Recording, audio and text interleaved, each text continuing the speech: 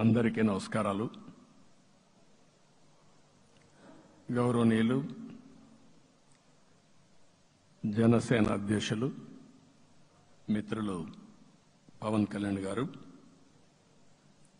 అదే సందర్భంలో బీజేపీ రాష్ట్ర పార్టీ అధ్యక్షురాలు పురంధేశ్వరి గారు, గౌరవనీయులు అచ్చెన్నాయుడు గారు, ఈ సమావేశానికి విచ్చేసినటువంటి నూతనంగా ఎంపికైనటువంటి ఎన్డీఏ ఎమ్మెల్యే అభ్యర్థులందరికీ పేరు పేరున మనస్ఫూర్తిగా నమస్కారాలు, అభినందనలు, శుభాభినందనలు. అందరికి కూడా మనస్ఫూర్తిగా కంగ్రాచులేషన్స్.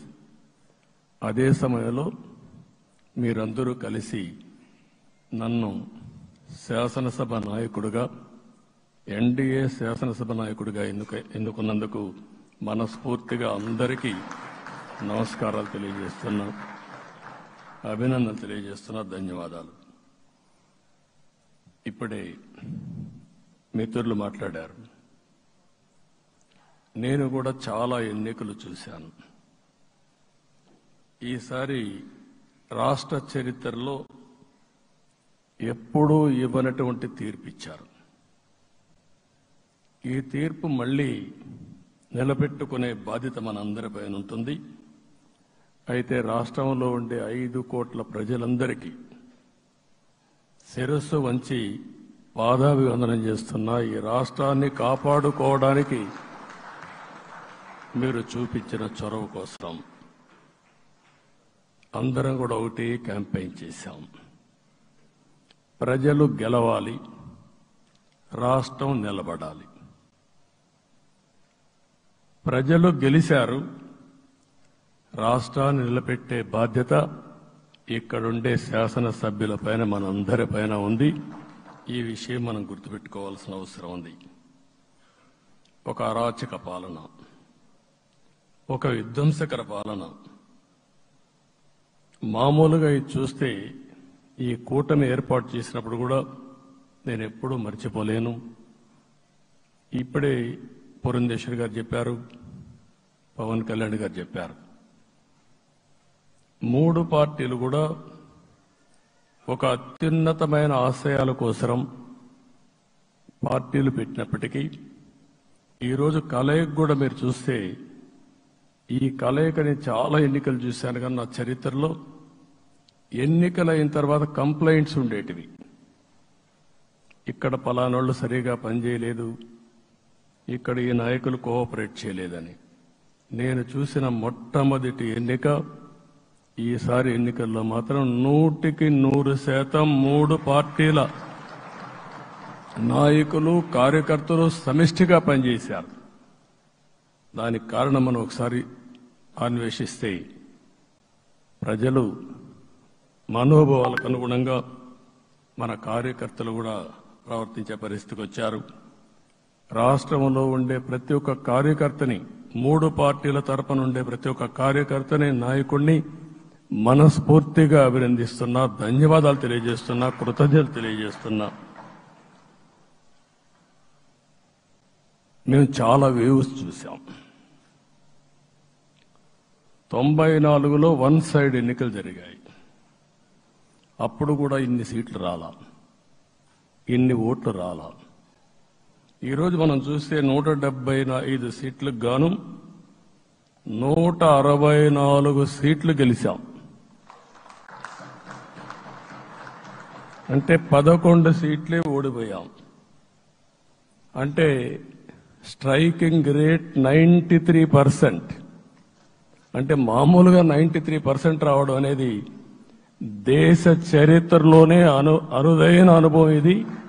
అలాంటి అనుభవం ఇక్కడ చూపించారు. ఓటింగ్ కూడా 57% ఓట్లు వేశారు. మనకు 50% ఓట్లు ఇస్తే ఎక్కువ అనుకుంటాం. అలాంటిది 57% ఆవరేజ్గా ఈ రాష్ట్ర ప్రజానీకం మనల్ని ఆశీర్వదించారంటే మనలో ఎంత బాధ్యత పెరిగిందో మనం ఒక్కసారి గుర్తుపెట్టుకోవాల్సిన అవసరం ఉంది. జిల్లాల వారీగా, పార్లమెంట్ల వారీగా విశ్లేషిస్తే శ్రీకాకుళం క్లీన్ స్వీప్, 7కు 7 గెలిచాం. విజయనగరం అన్నీ గెలిచాం. అరకు 2-3 ఎన్నికల్లో మనం గెలవకుండా ఈసారి ఎన్డీఏ అభ్యర్థులు చూస్తే 7కు 5 గెలిచాం. మన దురదృష్టం పార్లమెంటు పోయింది. అక్కడి నుంచి వైజాగ్ 7కు 7 గెలిచాం. అనకాపల్లి 7కు 7 గెలిచాం. దెన్ తూర్పు గోదావరి, కాకినాడ, అమలాపురం, రాజమండ్రి, నరసాపురం, పక్కన వస్తే ఏలూరు, మచిలీపట్నం, కృష్ణా, గుంటూరు, నరసరావుపేట, బాపట్ల అన్స్టాపబుల్ 7కు 7 గెలిచాం. అక్కడి నుంచి ఒక్క ఒంగోలులో బ్రేక్ పడింది, ఒక 2 సీట్లు పోయినాయి. అక్కడి నుంచి నెల్లూరు 7కు 7 గెలిచాం. తిరుపతి 7కు 7 గెలిచాం. కానీ దురదృష్టం పార్లమెంటు పోగొట్టుకున్నాం.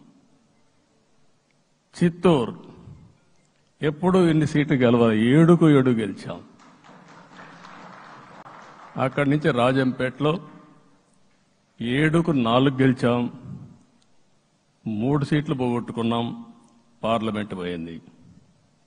అక్కడి నుంచి మీరు చూస్తే చరిత్రలో ఎప్పుడూ గెలవని విధంగా కడపలో 7కు 5 గెలిచాం మనం. ఆ తర్వాత అనంతపురంకి వస్తే క్లీన్ స్వీప్ 7కు 7 గెలిచాం. హిందూపూర్లో 7కు 7 గెలిచాం. నంద్యాల ఎప్పుడూ ఊహించని విధంగా 7కు 7 గెలిచాం. ఆ తర్వాత కర్నూలుకు వస్తే 7కు 5 గెలిచాం.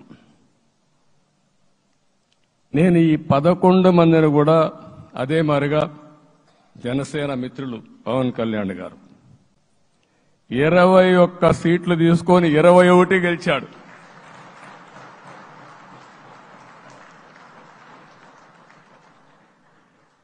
బీజేపీ 10 సీట్లు తీసుకుంటే 10 గెలిచారు, 8 గెలిచారు. అంటే 10కి 8 గెలవడం అనేది ఒక చరిత్ర. ఆ 2 సీట్లు కూడా కొన్ని ప్రత్యేకమైన కారణాల వల్ల ఓడిపోయాం తప్ప ఇంకోటి కాదు. అంటే ఇక్కడ ఒక లెసన్ మనందరికీ అర్థమైంది ఏంటంటే, అభ్యర్థులు గట్టిగా నిలబడుకున్న ప్రతి ఒక్క చోట ప్రజలు మనల్ని ఆశీర్వదించారు, గెలిపించారు. ఇదే ఈ యొక్క ఎన్నికల్లో మనందరం గుర్తుపెట్టుకోవాల్సిన ఒక ప్రత్యేకమైన విషయం. నేను చాలాసార్లు ఎన్నికలైన తర్వాత సమీక్షలు చేసుకున్నాం, కానీ ఇలాంటి విజయం, ఎలాంటి సాటిస్ఫాక్షన్ ఎప్పుడూ లేదు. దీనికి కారణం ప్రజలు మన మీద నమ్మకం పెట్టుకున్నారు. పార్లమెంట్ ఎన్నికల్లో కాదు, అసెంబ్లీ ఎన్నికల్లో చూస్తే 95,000 ఓట్ల మెజారిటీతో గెలిపించారు. గాజువాక 95,000 ఓట్ల మెజారిటీతో గెలిపించారు. ఈ విషయాలు నేను పవన్ కళ్యాణ్ గారు ఢిల్లీకి వెళ్ళినప్పుడు, పురంధేశ్వరి గారు వచ్చినప్పుడు, ఈ రాష్ట్రంలో ఇచ్చిన మ్యాండేట్ వల్ల ఢిల్లీలో మమ్మల్ని అందరూ గౌరవించే పరిస్థితికి వచ్చారు. మీ గెలుపు వల్ల ఈరోజు ఆంధ్రప్రదేశ్ రాష్ట్ర ప్రతిష్ట పెరిగింది, గౌరవం పెరిగింది. మనకు కూడా గౌరవం పెంచుకునే పరిస్థితికి వచ్చాం. అయితే ఇక్కడ ఒక విషయం మనం గుర్తుపెట్టుకోవాల్సింది, ఎంపిక చేసినప్పుడు అన్ని విషయాలు మేము కూలంకుషంగా ఆలోచించాం. ఏ సీటు ఏ అభ్యర్థులు ఏ పార్టీ తీసుకుంటే గెలుస్తారో ఆలోచించాం. ఒకసారి అవి నేను చాలాసార్లు చూసినప్పుడు సీట్ల ఎంపికలో చాలా సమస్యలు వచ్చేటివి. మొట్టమొదటిసారిగా మొన్న ఎంపికల్లో కూడా చిన్న చిన్న సమస్యలు తప్ప ఎక్కడ పెద్ద సమస్యలు రాలేదు. అంటే మేమందరం కూడా ఒకటి ఆలోచించాం, గెలిపే ధ్యేయంగా పనిచేయాలి. కాబట్టి ఏ సీట్లో ఎవరు సీట్ ఇస్తే వాళ్ళు గెలుస్తారో ఆ సీట్లే ఇచ్చాం. అదే సమయంలో సీట్లు ఇచ్చిన తర్వాత ప్రతి ఒక్కరూ గౌరవించి గెలిపించే బాధ్యతకు వచ్చారు. ఇంకొక పక్కన ఈరోజు మిమ్మల్ని అందరినీ ఇప్పుడే పవన్ కళ్యాణ్ గారు చెప్పినట్టు వారి యొక్క సమయ స్ఫూర్తిని నేను ఎప్పుడూ మర్చిపోలేను.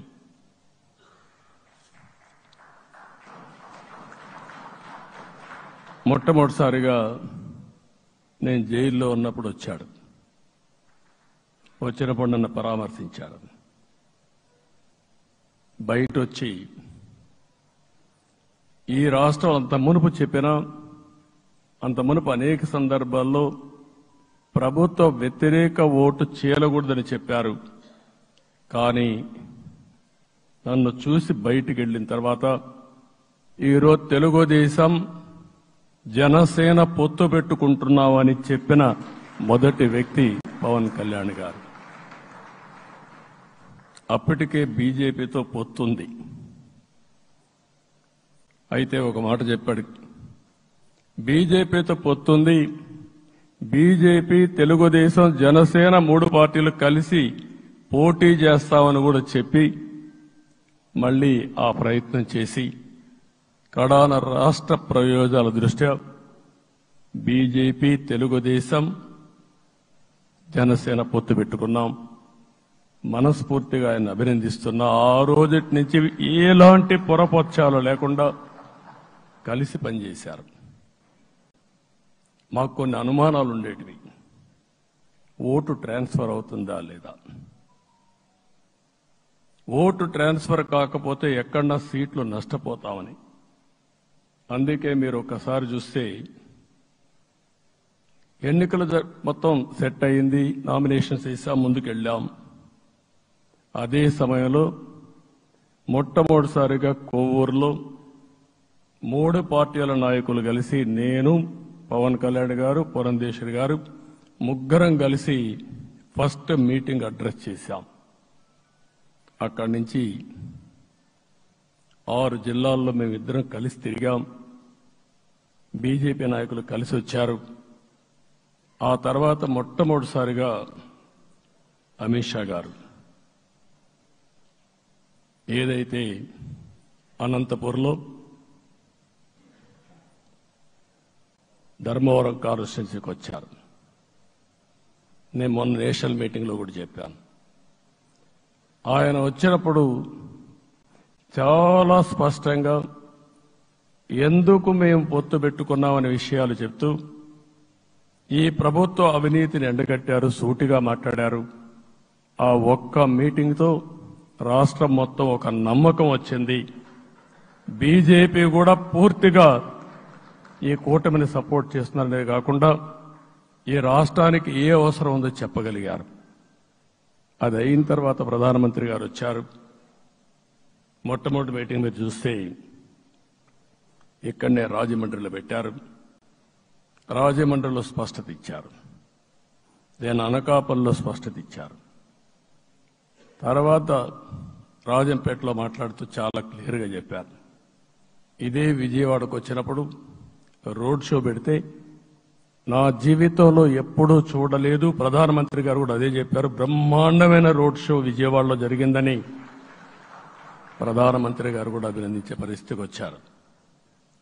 ఇవన్నీ కలయికే మన విజయం. ఈ విషయం మనం గుర్తుపెట్టుకోవాల్సిన అవసరం ఉంది. మీరు కష్టపడ్డారు. నేను చాలా ఎన్నికల్లో చూశాను. అందరూ అభ్యర్థులు కూడా ఈ ఎన్నికల్లో కష్టపడిన విధానం కానీ ఇంత కష్టం నేను ఎప్పుడూ చూడలేదు. ఒక్క మాటలో చెప్పాలంటే ప్రతి ఒక్కరూ మనసు పెట్టి పనిచేశారు. అందుకే ఈ గెలుపు వచ్చిందని చెప్పి కూడా నేను మీకు తెలియజేస్తున్నా. మీ అందరి సహకారంతో రేపు ప్రమాణ స్వీకారం చేస్తున్నాను. దానికి మీ అందరికీ ధన్యవాదాలు.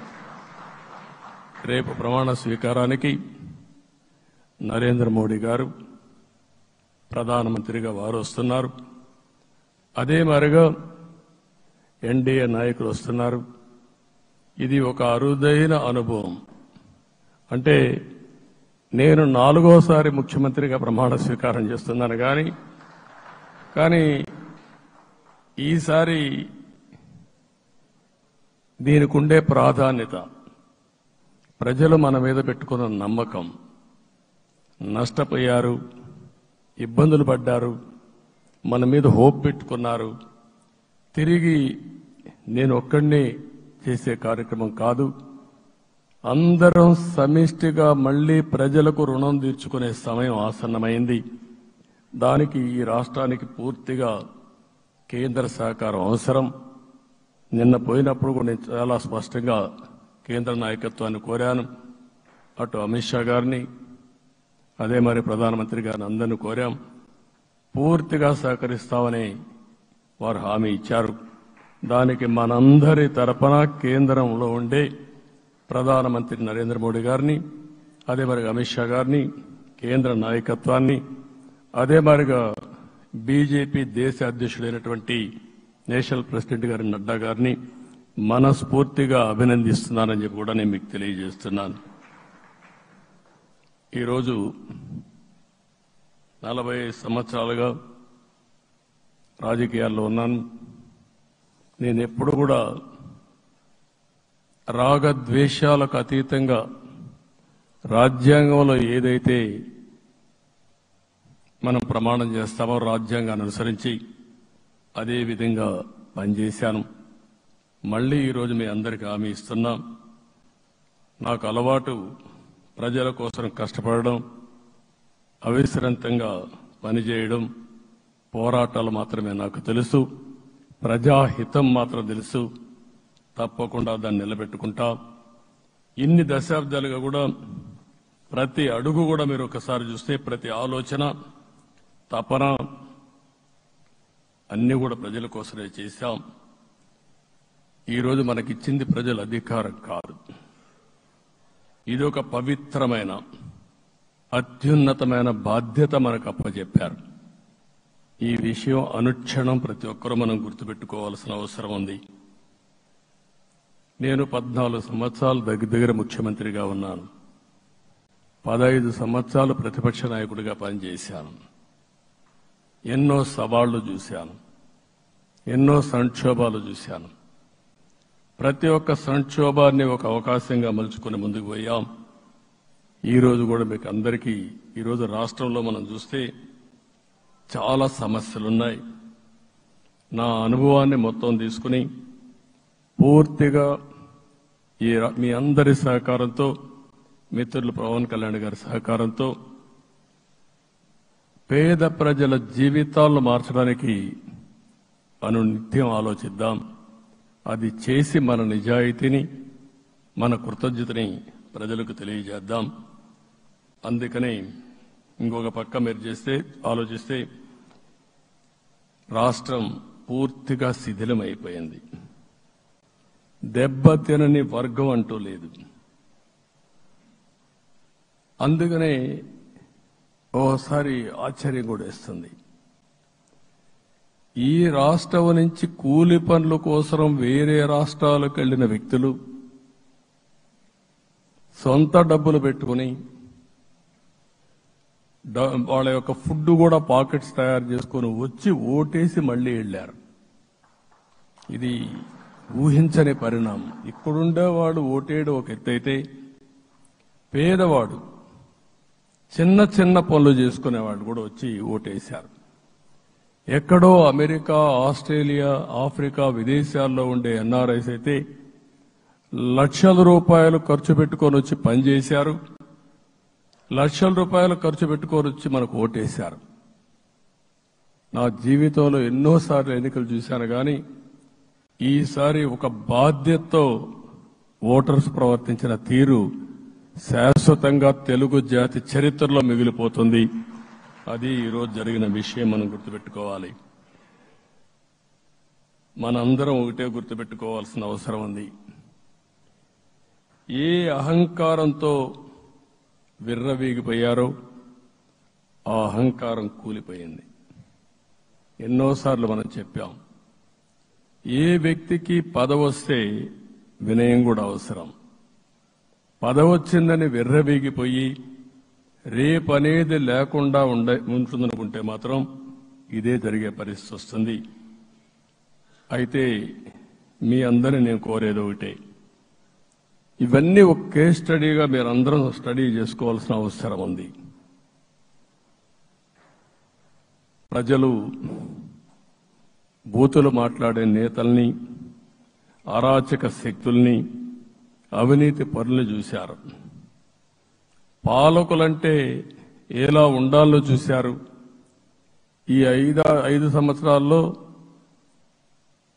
పాలకుడు ఎలాంటి వాడు వచ్చి అర్హత లేని వ్యక్తి ఏ విధంగా ఉన్నాడో చూశారంటే, ఈరోజు ఇచ్చిన తీర్పు ఈ 5 ఏళ్లు పరిపాలించినటువంటి వ్యక్తి యొక్క ప్రవర్తన చూసిన తర్వాత ఇలాంటి వ్యక్తి పాలనకు పనికిరాడనే ఉద్దేశంతో ఓట్లు చేసే పరిస్థితికి వచ్చారు. ఇది నా ఉద్దేశ ప్రకారం ఒక కేస్ స్టడీ అవుతుంది, మనందరం కానీ జాగ్రత్తగా ఆలోచిస్తే. కానీ మనం కూడా అదే విధంగా కక్ష తీర్చుకోవాలి అని కానీ మనం ముందుకు పోతే మనకు కూడా సమస్య వస్తుంది. అదే సమయంలో ఒకటే చెప్తున్నా, తప్పు చేసిన వాడిని క్షమించి పూర్తిగా వదిలిపెడితే కూడా మళ్ళా అలవాటుగా మారుతుంది. తప్పు చేసిన వాళ్లకు శిక్ష పడవలసిన అవసరం ఉంది, చట్టపరంగా శిక్షించాల్సిన అవసరం ఉంది. అదే సమయంలో విధ్వంస రాజకీయాలు, కక్షా రాజకీయాలు కాకుండా ఇవన్నిటిని ప్రక్షాళన చేయాల్సిన అవసరం ఉందని చెప్పి కూడా నేను మీకు తెలియజేస్తున్నా.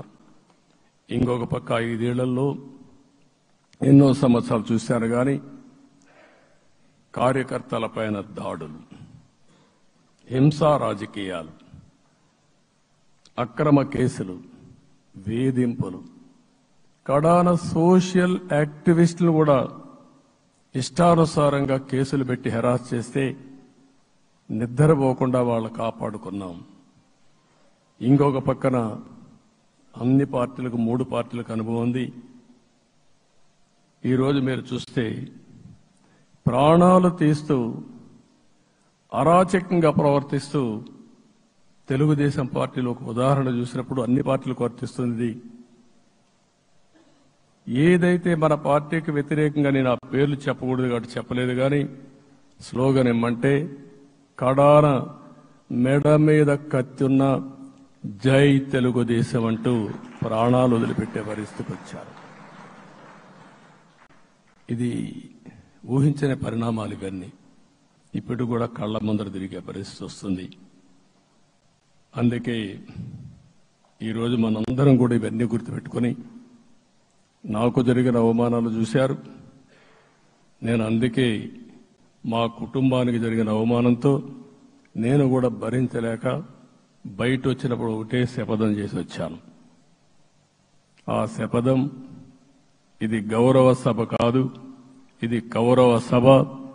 ప్రజాక్షేత్రంలో గెలిచి మళ్లీ ఈ సభను గౌరవ సభగా చేసి అడుగు పెడతానని చెప్పి శపథం చేసి బయట వచ్చాను. ఓసారి ఇవన్నీ చరిత్ర. ఆ శపథాన్ని ప్రజలు గౌరవించారు. గౌరవించిన ప్రజల్ని నిలబెట్టే బాధ్యత మనందరిపైన ఉంది. సభను కూడా ఎన్నోసార్లు పవన్ కళ్యాణ్ గారు చెప్పారు, భవిష్యత్తులో ఆంధ్రప్రదేశ్ శాసనసభని ఒక గౌరవ సభగా చేసి ప్రజా సమస్యల్ని చర్చిస్తామని చాలా స్పష్టంగా చెప్పారు. అలాంటి బ్రహ్మాండమైన వాతావరణం క్రియేట్ అవుతుంది. దానికి ఒక శాసనసభాపక్ష నాయకుడిగా నేను హామీ ఇస్తున్నా. మళ్లీ ఈ సభను గౌరవ సభగా, ఈరోజు మన పరిపాలన ప్రజా పరిపాలన, ప్రజా ప్రభుత్వంగా మనం ముందుకు పోవాల్సిన అవసరం ఉంది. ముందుకు పోతామని చెప్పి కూడా నేను మీకు తెలియజేస్తున్నా. ఇంకా కిందికి డెప్త్కి వెళ్తే గవర్నమెంట్లో ఏముందో ఇప్పటికి తెలియదు, ఎంత అప్పు ఉందో తెలియదు, ఎక్కడెక్కడ తెచ్చారో తెలియదు. ఇవన్నీ కూడా డెప్త్కి వెళ్ళినప్పుడు ఎన్ని లక్షల కోట్ల అప్పు ఉంది, ఏదేది తాకట్టు పెట్టారు, ఆర్థిక వ్యవస్థ ఏ విధంగా చిన్నాభిన్నం అయిపోయింది, ఇవన్నీ కూడా అధ్యయనం చేసుకోవాల్సిన అవసరం ఉంది. ఇరిగేషన్ రంగాన్ని పూర్తిగా నిర్వీర్యం చేశారు. రాష్ట్రానికి అతి ముఖ్యమైన ప్రాజెక్టు పోలవరం. కేంద్రం క్లియర్గా పోలవరానికి సహకరించారు. నాకు ఇప్పుడు కూడా జ్ఞాపకం ఉంది, 2014 కంటే ముందు నేను ముఖ్యమంత్రి అయ్యాను, ఎంపికయ్యాను. ఢిల్లీకి వెళ్ళాను. ఢిల్లీకి వెళ్ళినప్పుడు 7 మండలాలు తెలంగాణలో ఉన్నాయి. పోలవరం ముంపుకు గురి అయ్యే 7 మండలాలు తెలంగాణలో ఉన్నాయి. ఆ 7 మండలాలు అక్కడుంటే జూన్ 2వ తారీఖున నోటిఫికేషన్ వస్తే ఆ తర్వాత తెలంగాణ అనుమతి ఉంటే తప్ప, పునరావాసానికి ఒప్పుకుంటే తప్ప మనం పోలవరం కట్టే పరిస్థితి లేదు. ఆ రోజు రాజ్నాథ్ సింగ్ గారు పార్టీ అధ్యక్షుడు. అదే మాదిరిగా ఆ రోజు వెంకయ్య నాయుడు గారు కూడా యాక్టివ్గా ఉన్నారు. నేను ఒకటే కోరాను, ప్రజలు నన్ను ఎంపిక చేసుకున్నారు, ఇక్కడ మనం ఎన్డీఏ వచ్చింది, ఈ ప్రాజెక్టు పూర్తి కావాలంటే ఆ 7 మండలాలు ఆంధ్రప్రదేశ్ రాష్ట్రానికి ఇస్తే తప్ప పూర్తి కాదు. మీరు 7 మండలాలు ఇవ్వకపోతే నేను ప్రమాణ స్వీకారం చేయను, నాకు ఈ పదవి వద్దని ఆ రోజు చాలా స్పష్టంగా చెప్పాను. ఇది ఎప్పుడు కూడా చరిత్రలో ఎప్పుడు జరగని విషయం. ఆ రోజు ప్రధానమంత్రి గారు నరేంద్ర మోడీ గారు ఇవన్నీ ఆలోచించి ఫస్ట్ కేబినెట్ మీటింగ్లో పెట్టి ఒక ఆర్డినెన్స్ ఇచ్చి ఆ 7 మండలాలు ఆంధ్రప్రదేశ్కి ఇచ్చి తర్వాత పార్లమెంట్ సమావేశాలు పెట్టుకున్నారంటే అది ఒక చరిత్ర. అంటే ఆ రోజు గాని కేంద్రంగా 7 మండలాలు ఇవ్వకపోయుంటే పోలవరం ప్రాజెక్టు ప్రారంభమయ్యేది కాదు. అన్ని కష్టాలు పడి మళ్లీ డబ్బులన్నీ కోర్టులో ఉండే కేసులన్నీ విత్డ్రా చేయించి అన్నీ చేయించాం. 72% పనులు పూర్తి చేశాం. ఈరోజు మళ్లీ మొదటికి వచ్చింది. డయాఫామ్ వాల్ పూర్తిగా కొట్టుకోబోయే పరిస్థితికి వచ్చింది, డ్యామేజ్కి అయ్యే పరిస్థితి వచ్చింది, ఎక్కడుందో తెలియని పరిస్థితి. మళ్లీ కేంద్ర సహకారంతో రాష్ట్రానికి అతి ముఖ్యమైన ప్రాజెక్టు పోలవరం, దీన్ని పూర్తి చేసే బాధ్యత, దీన్ని పూర్తి చేసి నదుల అనుసంధానం చేసి మన అందరం ప్రతి ఒక్క ఎకరాకు నీళ్లు ఇవ్వగలిగితే దానికంటే బ్రహ్మాండమైన కార్యక్రమం ఏమీ ఉండదు. వ్యవసాయ రంగం స్టెబిలైజ్ అవుతుంది. ఇది సాధించడానికి అన్ని విధాలా కష్టపడతామని చెప్పి కూడా నేను మీకు తెలియజేస్తున్నాను. ఇంకొక పక్క వ్యవసాయ రంగం పూర్తిగా సంక్షోభంలో పడిపోయింది. రైతులు అప్పుల పాలయ్యారు. 5 ఏళ్లలో 9 సార్లు కరెంటు ఛార్జీలు పెంచారు. ఈ విధంగా ఇవన్నీ కూడా ఇంకొక పక్క మీరు చూస్తే అమరావతి 10 సంవత్సరాల తర్వాత మన రాజధాని ఏదంటే చెప్పుకోలేని పరిస్థితి. ఇప్పటికి కూడా మనకు గుర్తొచ్చేది ప్రజావేదిక విధ్వంసం. అలాంటి దుర్మార్గమైన కార్యక్రమాలు జరిగాయి. ఇవన్నీ కూడా గుర్తు చేసుకుంటూనే కక్షపూరిత రాజకీయాలు కాకుండా కన్స్ట్రక్టివ్ పాలిటిక్స్ కి మనం ముందుకు పోవాల్సిన అవసరం ఉంది. అందుకే ఈరోజు నేను ఒకటే మీ అందరికీ హామీ ఇస్తున్న, మీ ద్వారా ప్రజలందరికీ, మనది ప్రజాప్రభుత్వం. ఇకపైన మన ప్రభుత్వంలో ప్రజావేదికల కూల్చివేతలుండవు. 3 రాజధానులంటూ రాష్ట్ర భవిష్యత్తు ఆటలాడే పరిస్థితి ఉండదు. మన రాజధాని అమరావతి, అమరావతి రాజధాని. విశాఖపట్నం ఆర్థిక రాజధానిగా, ఒక ప్రత్యేకమైన సిటీగా, ఆధునికమైన నగరంగా తయారు చేసుకుందాం. దాన్ని ఎప్పుడు కూడా నేను కంబైన్డ్ ఆంధ్రప్రదేశ్ కూడా గుర్తుపెట్టుకున్నాను. విశాఖపట్నం అటు జనసేనకు, తెలుగుదేశానికి, బీజేపీకి ముగ్గురు కూడా చాలా ముఖ్యమైన నగరం ఇది. ఎందుకు నేను ఈ మాట అంటున్నానంటే, లాస్ట్ ఎలక్షన్లో 2014లో హరిబాబు అక్కడ ఎంపీగా గెలిచారు. తర్వాత విడిపోయిన తర్వాత 2014లో మళ్లీ మనం పోటీ చేసినప్పుడు చేశాం. 2019లో 4 అసెంబ్లీ సీట్లు గెలిపించిన ఏకైక నగరం విశాఖపట్నం తెలుగుదేశం పార్టీకి. అదే మాదిరిగా ప్రజల్లో గణనీయమైనటువంటి అభిమానం జనసేన అధినేత పవన్ కళ్యాణ్ గారి పైన ఉంది. ఈ మూడు కలిపి నిన్న ఒక సునామీ మారిగా వచ్చింది. అక్కడ ఒక్కొక్క సీట్లో మీరు చూస్తే 90,000, 90,000, 70,000, 80,000 మెజారిటీ గెలిపించారంటే ఆనాటి ముఖ్యమంత్రి విశాఖపట్నాన్ని రాజధానిగా చేస్తాను, ఎన్నికలవుతానే అక్కడే ప్రమాణ స్వీకారం చేస్తానంటే నువ్వు రావద్దు అని ప్రజా తీర్పిచ్చిన రాజధాని నగరం విశాఖ నగరం. అంటే ఎలాంటి టెంప్టేషన్ కూడా లొంగలేదు వాళ్ళు. ఇది ఒక అనుభూతి. విశాఖపట్నాన్ని మర్చిపోయే సమస్య లేదు. తగిన గుర్తింపు ఇస్తాం, అభివృద్ధి చేస్తాం. ఇంకొక పక్క కర్నూలుని కూడా ఇదే మారిగా చెప్పి కర్నూలుని జ్యుడిషియల్ క్యాపిటల్గా చేస్తామని కడాన ఏమీ చేయకుండా వదిలిపెట్టినటువంటి వ్యక్తి. ఈరోజు మీరు ఒక్కసారి గుర్తుపెట్టుకోవాల్సింది, నేను చాలా ఎన్నికలు చూశాను కానీ రాయలసీమలో వన్ సైడ్ ఎన్నికలు జరిగాయి. బ్రహ్మాండంగా ఓట్లేశారు. ఓట్లేయడమే కాదు, ఊహించనటువంటి మెజార్టీస్ ఇచ్చారు. ఇది నేను కొంచెం భయపడ్డాను బిగినింగ్లో, కానీ ఊపు చూసిన తర్వాత మాత్రం అనిపించింది అందరూ ఎక్స్పెక్ట్ చేశారు రాయలసీమలో కొంచెం ఇబ్బంది ఉంటుందని. అలాంటి రాయలసీమ తిరుగుబాటు చేసే పరిస్థితికి వచ్చింది. దానికి కూడా మనందరి మీద బాధ్యత ఉంది. కర్నూలుని అన్ని విధాలా అభివృద్ధి చేసే బాధ్యత Telugu Desam party, Janasena, BJP, NDA కూటమి తీసుకుంటామని కూడా హామీ ఇస్తున్నాను. ఈ 3 సిటీలే కాకుండా మొత్తం అన్ని జిల్లాల్ని సమభావంతో ఆలోచించి మనం ముందుకెళ్దాం. ఇంకొక పక్క మనలో ఏ కోశాన కూడా అహంకారం ఉండకూడదు, అరాచకం అనేది ఎక్కడా కనిపించకూడదు. ఈ రాష్ట్రంలో అశాంతికి చోటు అనేది లేకుండా ముందుకు పోవాల్సిన అవసరం ఉంది. రాష్ట్ర ప్రజలందరికీ హామీ ఇస్తున్నా, సీఎం వస్తున్నాడంటే చెట్లు కొట్టేయడం, లేకపోతే రోడ్లు మూసేయడం, షాపులు బంద్ చేయడం, పరదాలు కట్టుకోవడం అవన్నీ ఉండవు. సీఎం కూడా ఒక మామూలు మనిషిగానే వస్తా, అందరితో కలిసి ఉంటాం. నేను సీఎంగా ఉన్నా మా మిత్రుడు పవన్ కళ్యాణ్ గారు ఏ హోదాలో ఉన్నది కూడా రేపు అనౌన్స్ చేసుకుంటాం.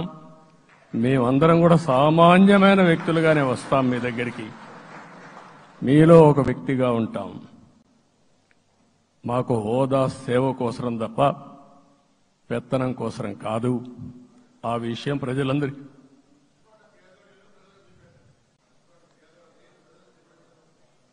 అవన్నీ చేస్తాం. ఇంకొక పక్కన నిన్న మొన్న నేను వస్తానంటే వాళ్ళకు కూడా తెలుసు కాబట్టి ఎన్డీఏ అభ్యర్థిగా అంటే శాసనసభ నాయకుడిగా ఎన్నుకుంటారనే ఉద్దేశంతో, ముఖ్యమంత్రి అవుతాను ఉద్దేశంతో రోడ్లన్నీ కూడా నిలిపేస్తాను. నేను ఒకటే చెప్పాను, మేము వచ్చినప్పుడు ఒక్క నిమిషం ఒక సిగ్నల్కి ఇంకొక సిగ్నల్కి కొద్దిగా గ్యాప్ పెట్టుకోండి. అవసరమైతే ఒక 5 నిమిషాలు లేట్ అయినా మాకు పర్వాలేదు, కానీ ప్రజలు ఎవ్వరికీ ఇన్కన్వీనియన్స్ కలగకూడదని చాలా స్పష్టంగా ఆదేశాలు ఇచ్చాం. కాబట్టి అవన్నీ మనం చేద్దాం.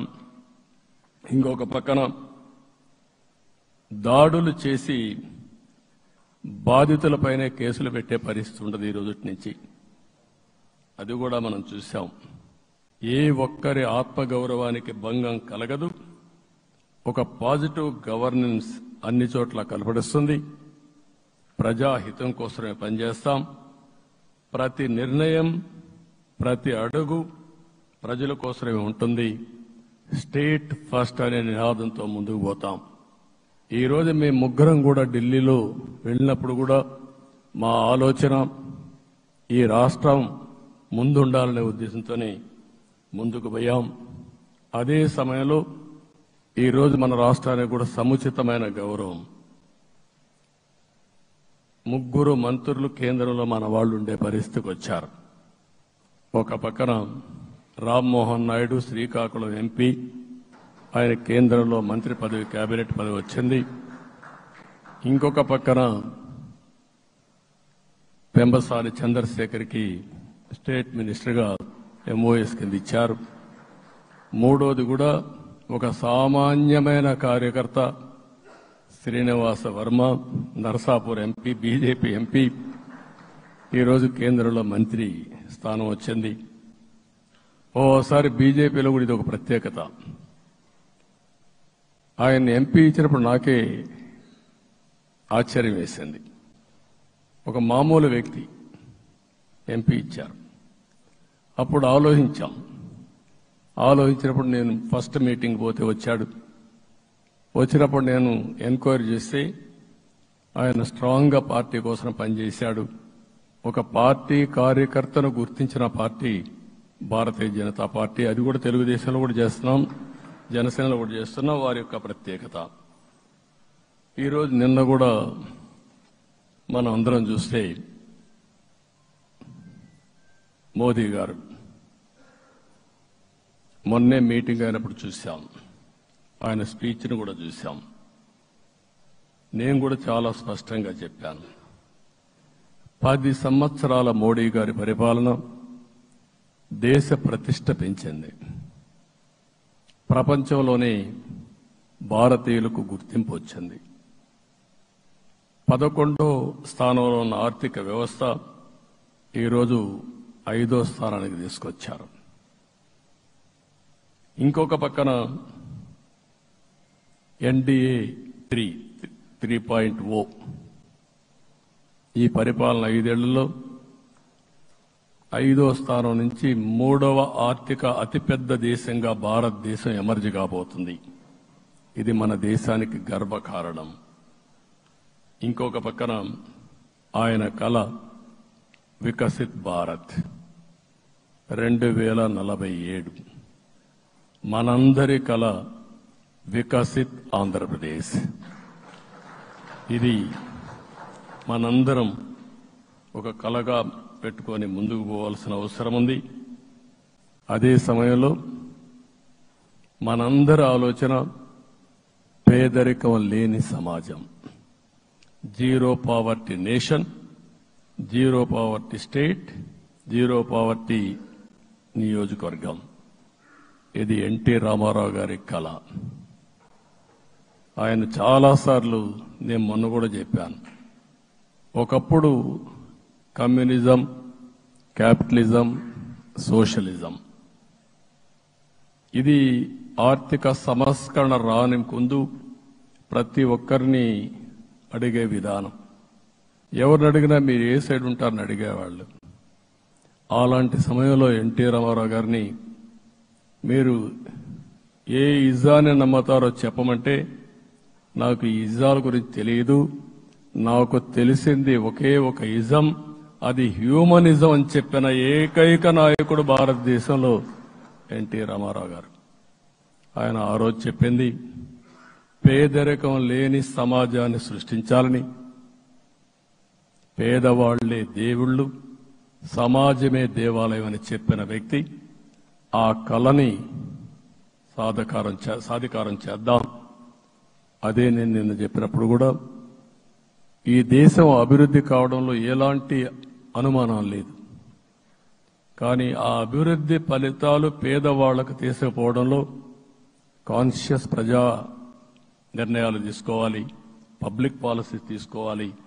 దానికి మన రాష్ట్రం నాంది పలికి కేంద్రానికి కూడా ఒక ఆదర్శంగా మనం నిరూపించుకుందాం.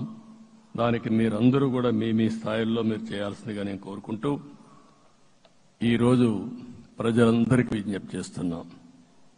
మీరు ఓట్లేశారు, మమ్మల్ని గెలిపించారు, మీరు గెలిచారు, మీ పని అయిపోలేదు. కానీ మమ్మల్ని అనునిత్యం ఆశీర్వదించు నడిపించే బాధ్యత ప్రజల్ని తీసుకోమని పూర్తిగా కోరుకుంటున్నా.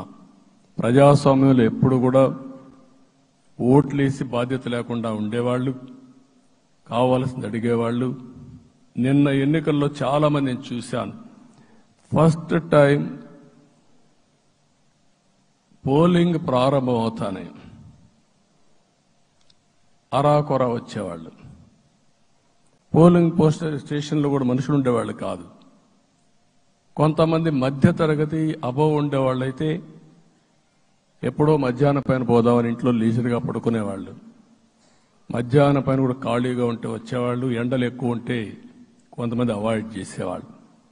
అందుకే మొన్న ఎన్నికల్లో మీరు చూస్తే ఫస్ట్ అవర్లో ప్రతి ఒక్క పోలింగ్ స్టేషన్ ఫుల్గా క్యూలు ఉన్నాయి.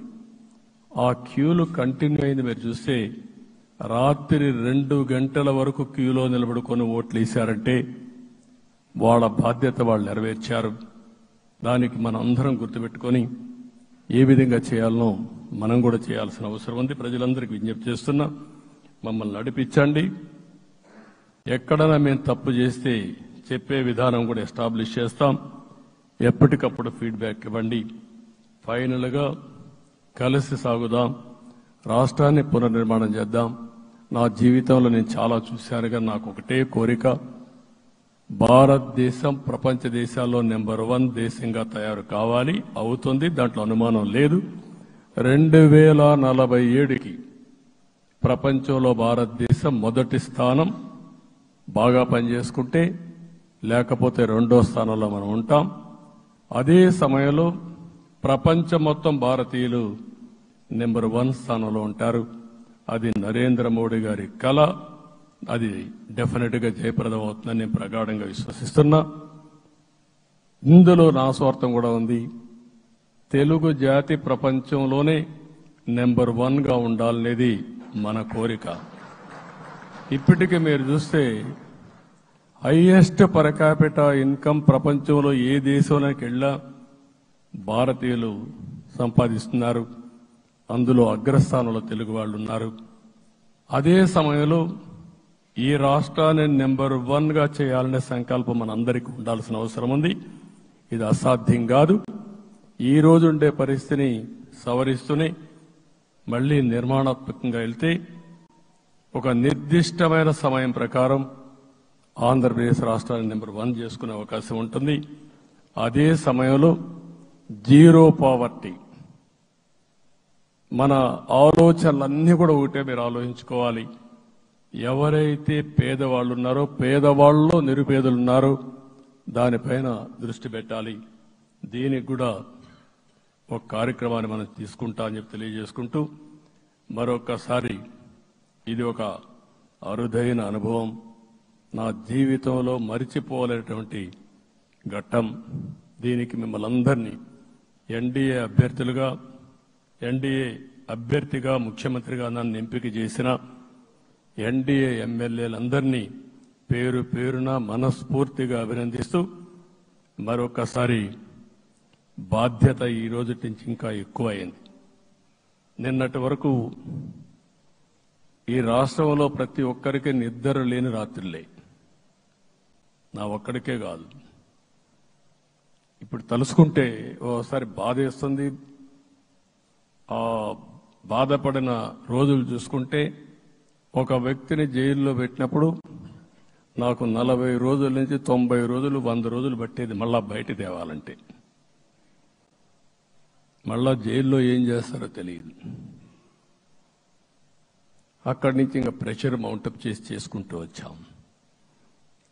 ఆ త్యాగం చేసిన రోజులను ఒకసారి గుర్తుపెట్టుకుంటూ, సఫర్ అయిన ప్రతి ఒక్కరిని, పార్టీ కార్యకర్తలనే కాకుండా ప్రజలను కూడా గుర్తుపెట్టుకొని, సోషల్ యాక్టివిస్టులు గుర్తుపెట్టుకొని ఈ రాష్ట్ర పునర్నిర్మాణం కోసం ముందుకు పోదామని తెలియజేసుకుంటూ, మరొకసారి మీ అందరికీ మనస్ఫూర్తిగా అభినందనలు తెలియజేసుకుంటూ, నన్ను పూర్తిగా బలపరిచినటువంటి మిత్రుడు పవన్ కళ్యాణ్ గారికి, అదే మరిగా బీజేపీ నాయకత్వానికి, పురంధేశ్వరి గారు ఇక్కడ నేను చూశాను. మేమిద్దరం, వారు ఎంపీ అభ్యర్థిగా ఉన్నప్పటికీ ఎప్పుడో కంప్లైంట్ చేసినా లేకుంటే కోఆర్డినేషన్ ప్రాబ్లం వచ్చినా ఇమీడియట్గా స్పందించి వారు కూడా కోఆర్డినేట్ చేశారు. అందరూ కూడా ఎక్కడ పొరపచ్చాలు లేకుండా మనస్ఫూర్తిగా చేశాం కాబట్టి ఈ గెలుపు సాధ్యమైంది. ఈ గెలుపుకు సహకరించిన ప్రతి ఒక్క నాయకుడికి, ప్రతి ఒక్క పార్టీకి, ప్రతి ఒక్క కార్యకర్తకి, ప్రజలందరికీ కూడా పేరు పేరున మనస్ఫూర్తిగా నమస్కారాలు తెలియజేసుకుంటూ మీ అందరి దగ్గర సెలవు తీసుకుంటున్నాను. జై హింద్, జై హింద్.